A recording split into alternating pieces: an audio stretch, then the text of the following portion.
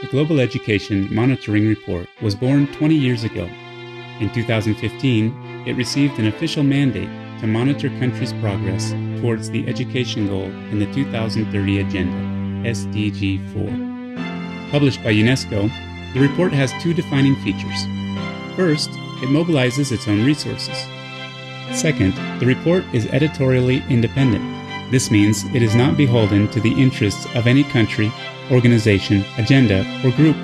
It holds all actors to account for their commitments to SDG 4.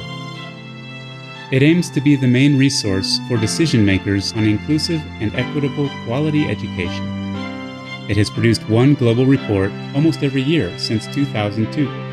It believes that, by producing rigorous evidence, data, and recommendations, it will improve policy dialogue and peer learning, and will strengthen education systems to help achieve SDG 4. But the GEM report is so much more than just one annual publication.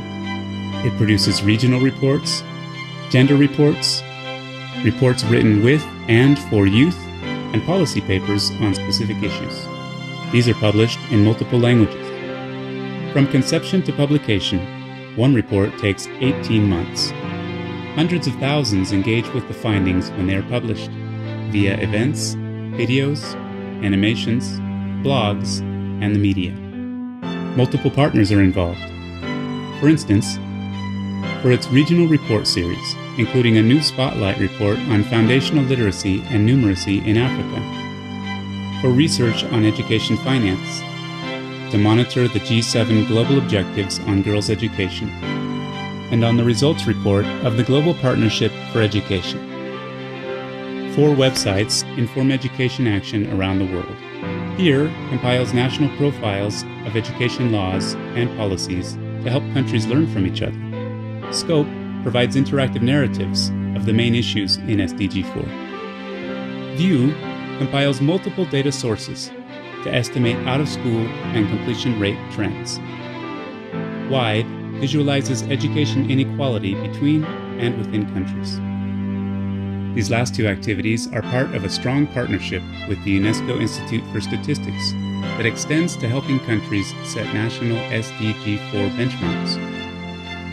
These multiple outputs are extensively used for policy, but also for advocacy. The 2011 report turned the world's attention to education in conflict. It led to a new UN resolution recognizing attacks on schools as human rights violations. The 2013-14 report made the strongest case for a standalone education goal and emphasized the need to put learning at the heart of the SDGs. The 2020 GEM report fed into legal debates in Brazil and Spain to prevent children with disabilities from being segregated into different classrooms. GEM report estimates of the finance gap for education have driven donor contributions. These estimates have fed into multiple education financing campaigns around the world. There is much to celebrate from the past 20 years. Support the report and help strengthen its voice for change.